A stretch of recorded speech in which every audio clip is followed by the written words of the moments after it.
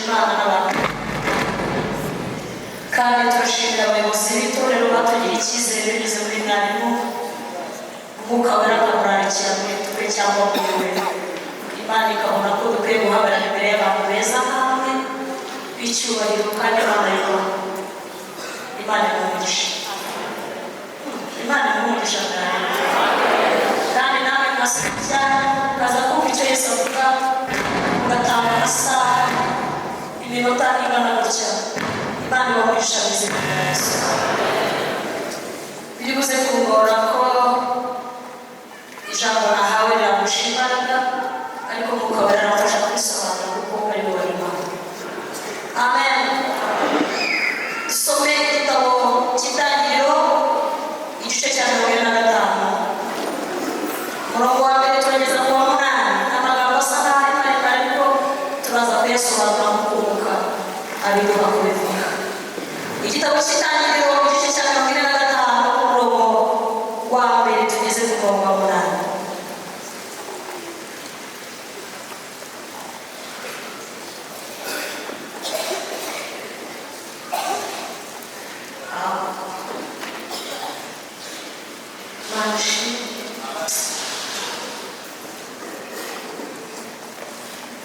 Itangiriro rimwe tugeze ku murongo wa 8. Haravuze ngo Yosefu ananirwa kwiyumanganya imbere yabo bahagararanye bose, ahubwo avuga cyane ati nimusohoke. Abantu bose babise ntihagira umuntu uhagarara na Yosefu. Yirondorera bene se atera hejuru ararira. Abanyegiputa barabyumva, abo mu nzu ya Farawo barabyumva. Yosefu abwira bene se ati ni Yosefu, data aracyariho. Bene se bashaka icyo bamusubiza kirabura kuko bahagaritse imitima no kuba imbere ye. Yosefu abwira bene se ati ndabinginze nimunyegere. Baramwegera baravuga ati ni Yosefu mwene so, mwavuze ngo njyane muri Egiputa, none nimubabare ntimwirakare yuko mwavuze ngo nzabe hino, kuko Imana ariyo yatumye babanziriza bageze ubugingo bw'abantu. Inzara imaze imyaka 2 mu gihugu, hasigaye imyaka 5 batazahingiramo ntibayisaruriremo. Kandi Imana yatumye babanziriza ngo ibabesheho kugira icyo musiga mu isi. Ibarakoze gukiza gukomeye, nuko none si mwanyoherejeho ahubwo ni Imana. Kandi yagize nka se wa Farawo n'umutegeka w'urwego rwose n'umutware w'igihugu cya Egiputa cyose. Amen. Ubutumwa bwiza bwanditswe na Yohana igice cya 9 umurongo wa 1. Ubutumwa bwiza bwanditswe na Yohana igice cya 9 turasoma umurongo wa 1 tugeze ku murongo wa 3. Yohana 9:1 tugeze kuri 3. Haravuze ngo akigenda abona umuntu wavutse ari impumyi. Abigishwa baramubaza ati mwigisha, ninde wakoze icyaha, n'uyu cyangwa ni ababyeyi be ko yavutse ari impumyi? Yesu arasubiza ati uyu nta cyaha yakoze cyangwa ababyeyi be, ahubwo ni ukugira ngo imirimo y'Imana yerekanirwe muri we. Amen. Rwandiko rwa mbere Pawulo yandikiye Timoteyo igice cya 1 umurongo wa 15. Rwandiko rwa mbere Pawulo yandikiye Timoteyo igice cya 1 umurongo wa 15.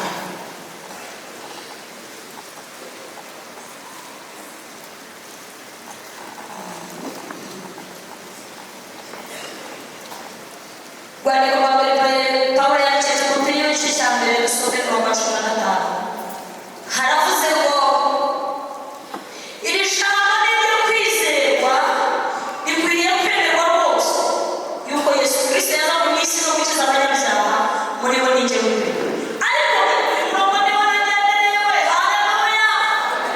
Uyu murongo wa 16 turavuze ngo ariko icyatumye mbabarirwa ni ukugira ngo Yesu Kristo yerekane muri jye imbere kwihangana kwe kose, ngo icyitegererezo cy'abazamwizera bagahabwa ubugingo buhoraho.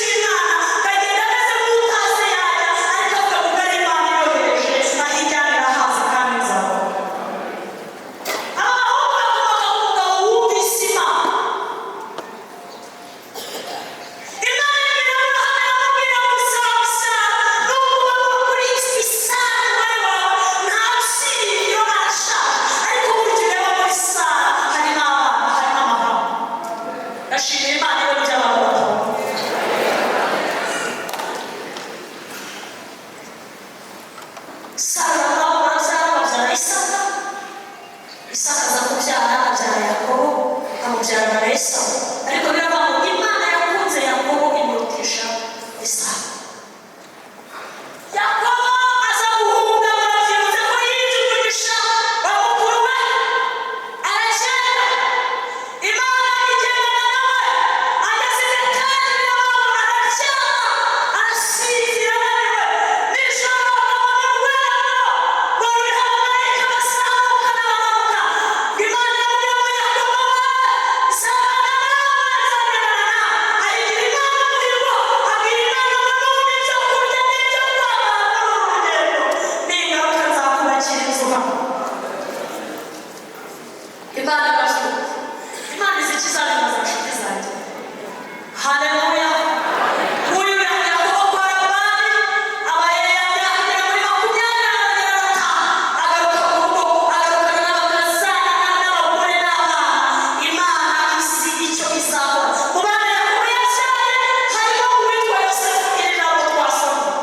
Yosefu we yari umwana uvuga muri Rasheli, wa wundi Yakobo yatereye imyaka 14, irindwi nyina yayindi nyina bamugize kwa mama.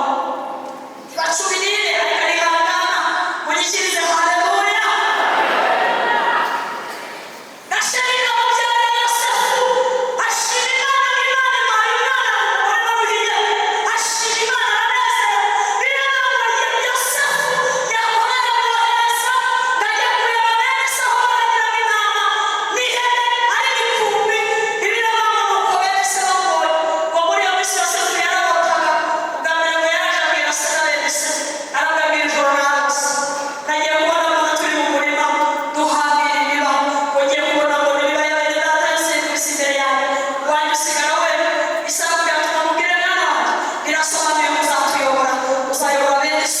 Kiri gihe barongera ararota, nkajya kubona mbona inyenyeri n'izuba n'ukwezi ngo byikubise imbere ye. Ise yakoraga ngo mubwire mwana wanjye, burya Uwiteka yakubwiye nawe, yakubwiye ko njye na nyoko na bene se tuzakwikubita imbere. Haleluya. Haleluya. Biravuga ngo nuko izo nzozi bene se wa Yosefu barasumba, ngo batangira kumwika Karosi. Bajya bamubonaje bati Karosi araje. Umunsi umwe bajya muri yo rero, ise yayabwiye bihute, usanga bene so mu mikumba aho bari kugenda bazagera amakuru yabo, kandi bashyira umutsima, hanyuma musangire wongere ugaruke. Agenda asanga imitima ya bene se yarahindutse. Ngo bamubone ko hirya baravuga ngo nguriya Karosi araje, nguriya Karosi araje. Imana izi ikintu izabimaza gute? Imana izi icyo izabimaza. Haleluya.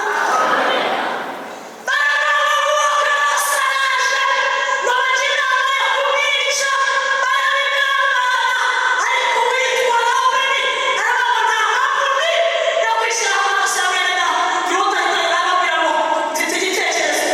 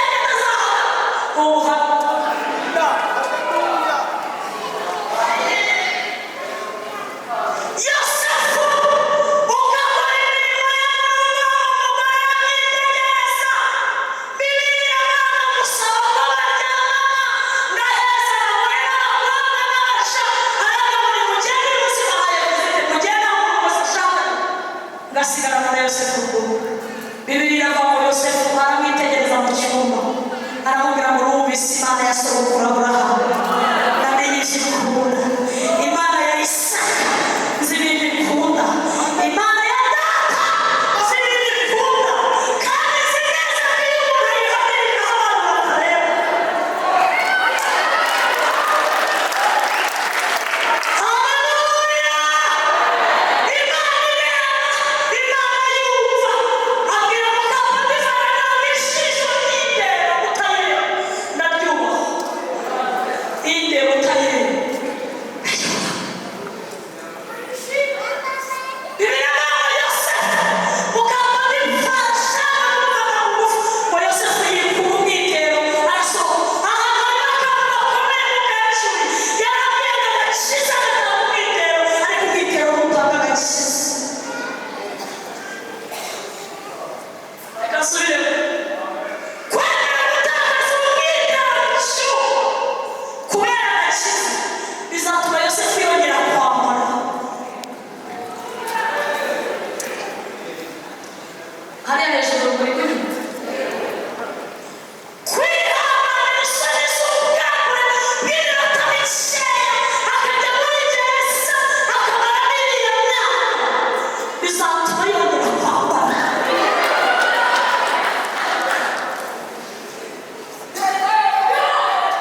Azambara Yosefu, kandi icyiza ntazongera kwambara imyenda yagurira n'umugabo Potifari. Hallelujah. Uko Yesaya yavuze, yaravuze ngo nimuvuge ko abakiranutsi bazagubwa neza, ngo kuko bazaturwa n'imirimo. Hallelujah. Barishimye. Asante Yesu. Niba harimo umubyeyi umwe wasebye mu isi kandi agasaba mu bintu mu minota mike, ni ukubona uwari umugaragu we yicaye mu nama, umwami Farawo ari kuvuga ngo tuzakurahe.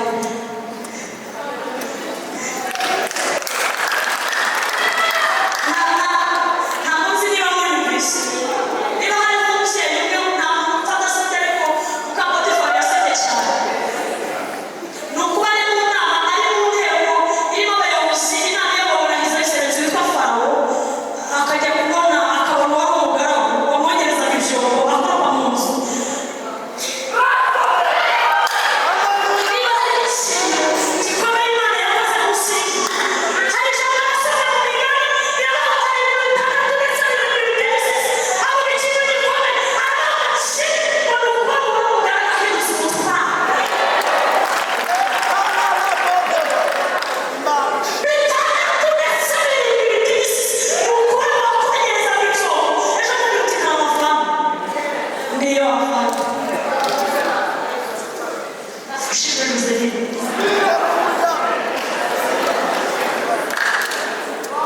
Imana izi ikiza bimasa.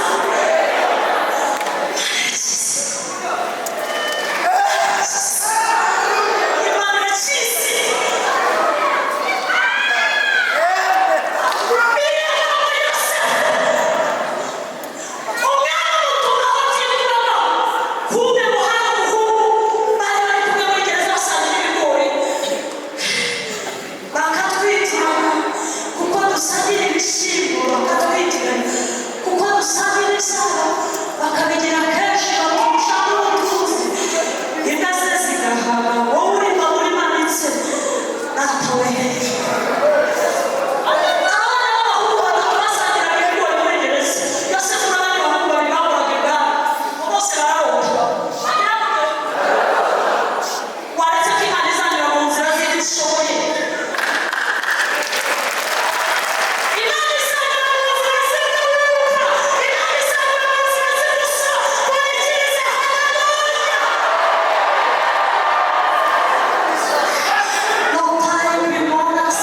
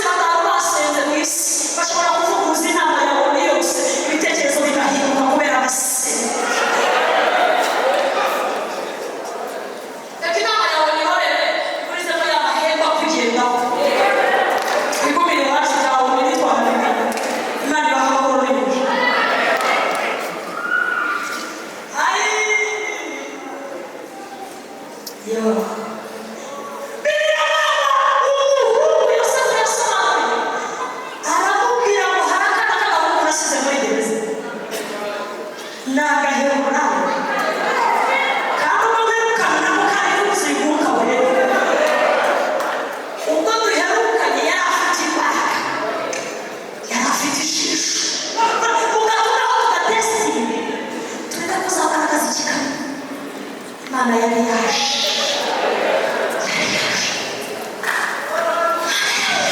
Imana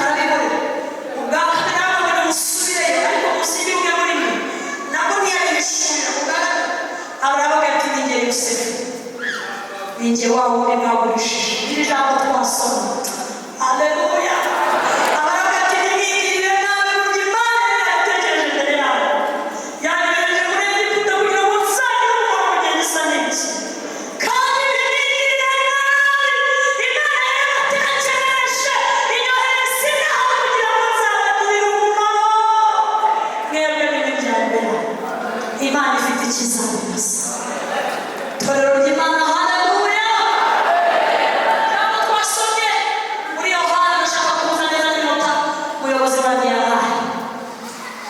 Yesu bari kugenda n'abigishwa be, Bibiliya yavuze ko bakigera gute? Ko bahura n'umuntu wavutse aheruka. Abigishwa baratangara baramubaza ngo mbese mwigisha, uyu ni we wakoze icyaha cyangwa ni ababyeyi? Ngo Yesu arabitegereza arababwira ngo ibintu byabaye kuri uyu mugabo Imana ifite ikizamubaza. Haleluya. Ibyabaye kuri uyu mugabo si ingaruka z'ibyaha, si uko atasenze, si uko ataraye za kinyarira, si uko atagiye ku kizabonwa, si uko ahubwo ni ukugira ngo imirimo y'Imana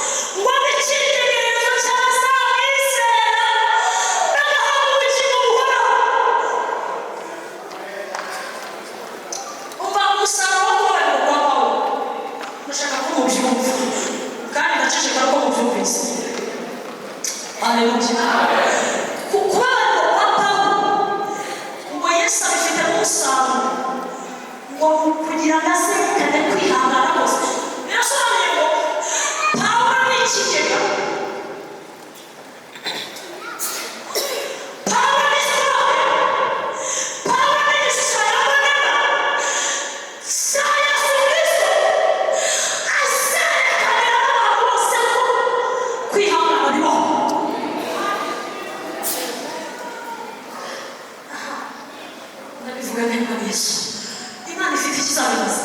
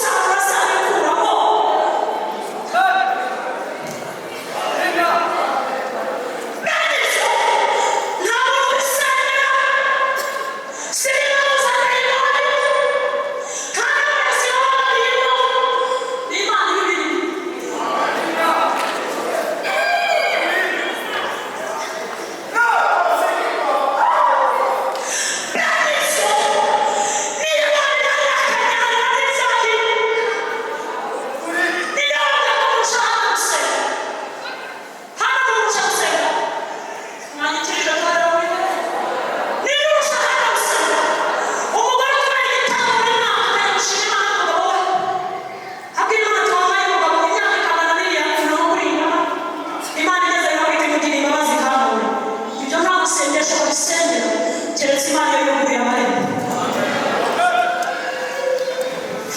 Abaje gusenga haleluya. Torero ry'Imana murikirize haleluya. Imana isiba ikizabimaze. Ntabwo mukora n'amukabera kiri jambo Mungu ari gushimana. Ndarivuga gutinya mugenzi. Haba bakeneye Yesu, haba bakeneye Imana. Irabura kujya mubabwira ngo ugiye mu bwanjye mwiteka nzi icyo nzabimaze ibibareho byose. Nzi icyo nzabimaze. Impamvu icyenda zumvikana aramaze kuzibabwira. Impamvu ya mbere yo haleluya nimuhumureka. Impamvu ya mbere yambwira ngo impamvu azabibyaza umusaruro ubu arizeye ko avuga ibyo azasohoza. Amashimisho ko yasabye ko bose bashaka. Imana yigirira icyizere kugeza ku kigero ivuze naho kugira ngo ijambo ryanjye rive n'inyuguti isi n'ijuru byaze n'ubu. Imana irizeye mu mvugo yayo. Irizeye mu byo yavuze. Irizeye mu byo yakubwiye. Imana irizeye cyane. Imana irizeye. Irabizi ko izasohoza. Mwabyumvise? Imana irizeye. Impamvu ya kabiri, Mana wamfashe. Yambwira impamvu ya kabiri ni uko yifite ububasha bwo kubikora.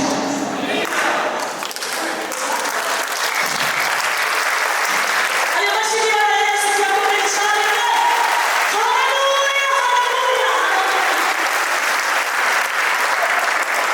Ubwayo Imana yibicaye imbere yifite ububasha, yifite ubushobozi, yifite n'icyizere. Iyo Imana niyigishyira kandi ikagikomeza.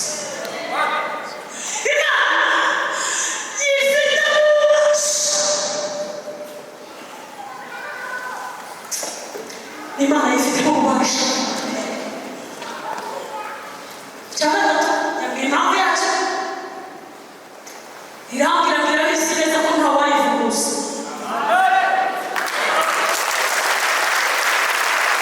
Irabizi neza ko ntawayivuguruza. Irabizi neza cyane ko ntawayivuguruza.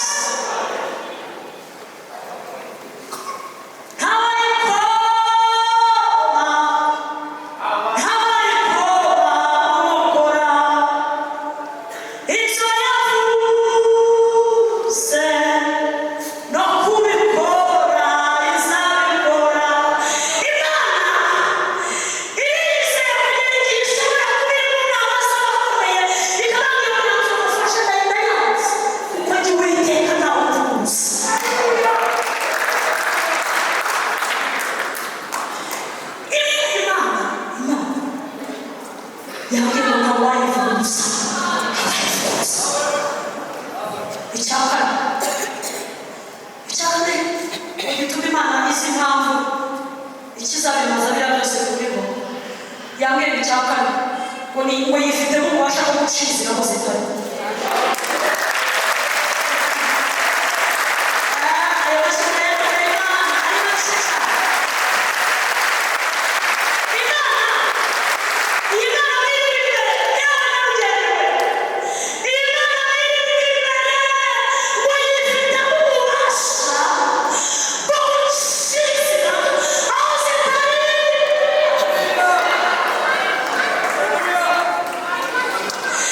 Yes!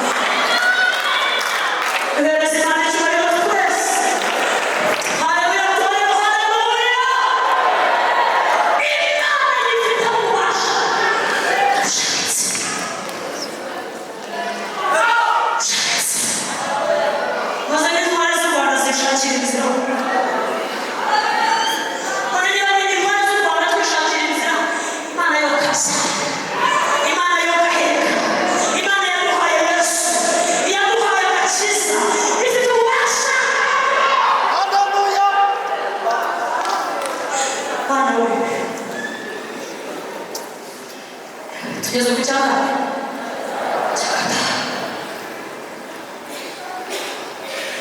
yambwiye ngo impamvu isi iri kuriho n'ikizabimaza yambwiye ngo irashaka kureba urwibutso souvenir icyongereza mu gifaransa imana irashaka kugusigira urwibutso ku buryo uzajya uhagarara ukabona impamvu zo gushima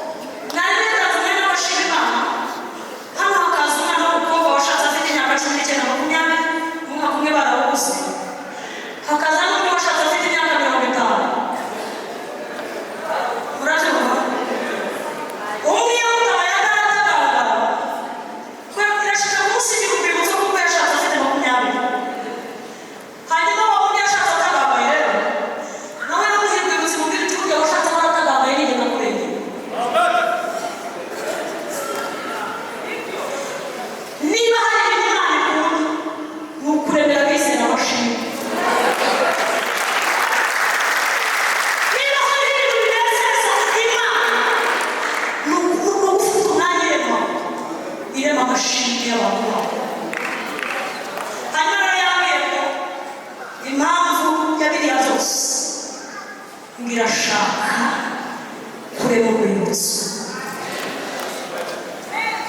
yambwiye ngo irashaka kureba urwibutso munyikirize amen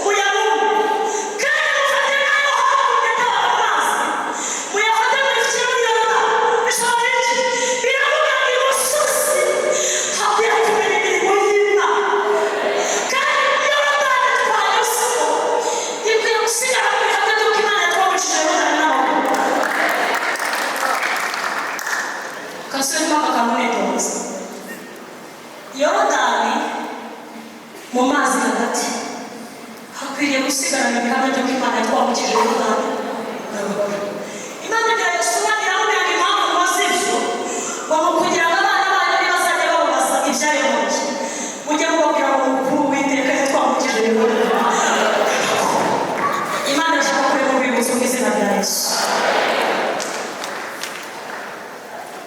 hanyuma bikavuga akanyuma ibindi nzabivuga nagutse akanyuma keza ko kabereye muri yambwira ngo irashaka kukubyazamo ubutumwa bwiza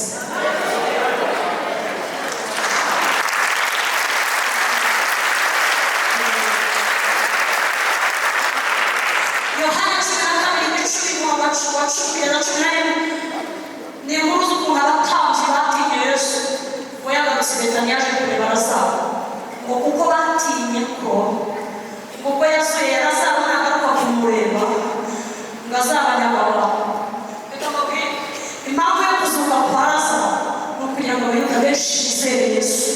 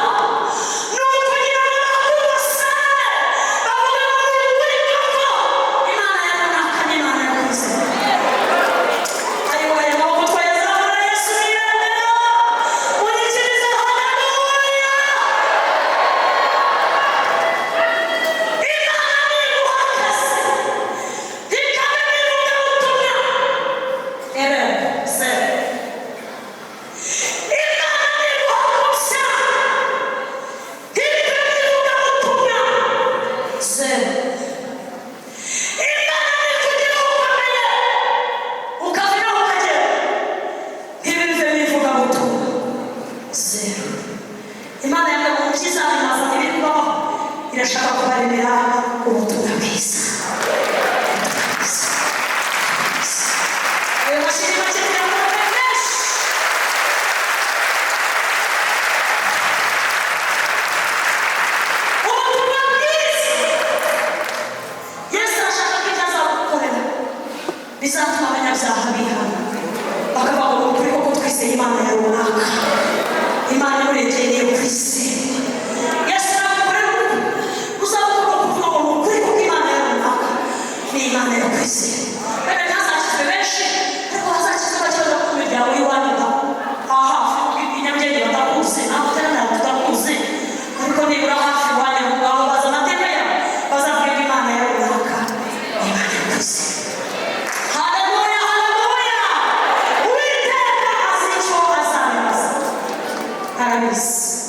tujye gusenga Imana. Minota yanjye irarangira gusa. Ese waba uzi impamvu ugerageza? Waba uzi impamvu unyura mu rukundo? Waba uzi impamvu Yosefu yanyuze muri biriya byose bimakanisha akitwa intwari yo kwizera? Waba uzi impamvu bana be baba tuvugana na ba Yefuta n'abandi babayeho ubuzima bushaririye ariko iherezo ryabo rikaba ryiza? Ese waba uzi impamvu ugerageza? Tujye gusenga tubwire Imana mu Mana, niba kugeragezwa kwacu kuba muri wowe tujya gutegereza igihe uzadukubira kuri munzani. Namenye ko hari ibigeragezo by'ubwoko butatu. Ikigeragezo cya mbere ni ikigeragezo Imana iguha uri mu ishuri kugira ngo wige icyo nta muhanuzi wagisengera niyo yaba afite amavuta yavuye mu ijuru ntawagisengera. Ikigeragezo cya kabiri ni ibigeragezo abarokore bikururiye bizabasaba kwatura ugasanga abashumba bakabasengera ko niba warakuyemo inda ugasambana ibyaha akenshi ukaroga ibyaha bikomeye by'abapagani hera uhangane n'ingaruka z'ibyaha kuko warababariwe n'ibyo ariko ukeneye ubundi bufasha. Ubwoko bwa gatatu bw'ibigeragezo ni ibigeragezo Satani adusabamo kugira ngo atugerageze ariko ibyo byose Imana iducira akazi. Reka dusenge mu buryo bumwe turasenga tumaze Imana mu Mana. Mbese ibigeragezo turimo intambara turwana nizo Satani yadusabyemo cyangwa nizo twikuruye? Hanyuma tubwire Imana ngo dukize iyo migozi yose. Icya kabiri turaza gusenga tubwire Imana ngo niba tugeragezwa bivuye kuri wowe duhe imbaraga zo kwihangana no gutegereza. Imana ibamugishe. Muranye muradusenga. Ayo mashyi yakomeye cyane no gushimira. Haraza kuba umwanya wo gusengera ibyifuzo. Haraza kuba umwanya wo gusengera ibyifuzo. Ariko reka mwigire mwese duhaguruke dusengere muri iri jambo. Tubwire Yesu ngo Yesu. Petero yanditse aravuga ngo abageragezwa nk'uko Imana ishaka nibabese ubugingo bwabo umuremyi bakomeze bakore neza. Niba ugeragezwa nk'uko Imana ishaka Imana izakugirira neza kandi uzavuga ijambo nk'iryo Yobu yavuze. Yaravuze ngo hera kw'imirwa ku minzani benshi ngo ariko Imana nibipima ikabona amaze gushyira izamuramo umeze nk'izahabu nziza yatunganijwe ku rugamba kandi igirira nyirayo umumaro. Reka dusenge. Mana mu izina rya Yesu. Wabwiye ngo ibintu byose biba ku bantu bawe hari impamvu biza hari ikibitera. Urambwira ngo ibyo ufitemo uruhare byose uzabibakiza.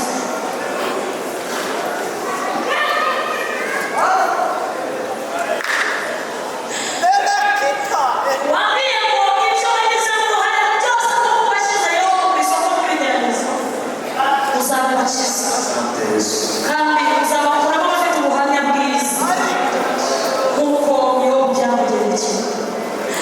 Icyampa bose bari gusenga bakamenya impamvu z'ibigeragezo byabo, bakamenya impamvu z'ubukomezi bwabo, bakamenya impamvu z'imibabaro yabo, bagahishurirwa ko Imana izashyiraho iherezo, bakarwara intambara nziza yo kwizera muri Kristo Yesu.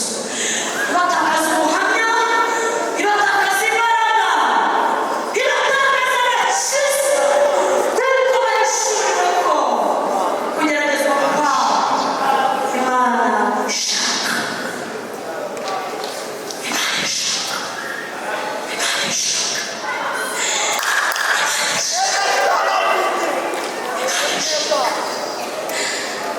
Icyari umuseni agahishurirwa ko kugeragezwa kuko Imana ishaka. Icyari umupapa agahishurirwa inzu. Icyari umukobwa n'umusore bagahishurirwa inzu. Icyama tukabimenya. Icyatuma turwanya intambara tutirwanya. Icyatuma turwanya urugamba tutirwanya. Icyatuma tutisubiranaho kuko twaba tuzi impamvu y'intambara zacu tugahagarara twemye. Urakoze nawe utanga ihumure kandi imitima y'abantu baje gusenga yakira ihumure muri Kristo Yesu kandi n'abageragejwe kubera ingaruka z'ibyaha bakoze Imana nyir'igihugu tujyamo kugira ngo babigire neza kugira ngo bakire ihumure hamwe natwe. Mu izina rya Yesu.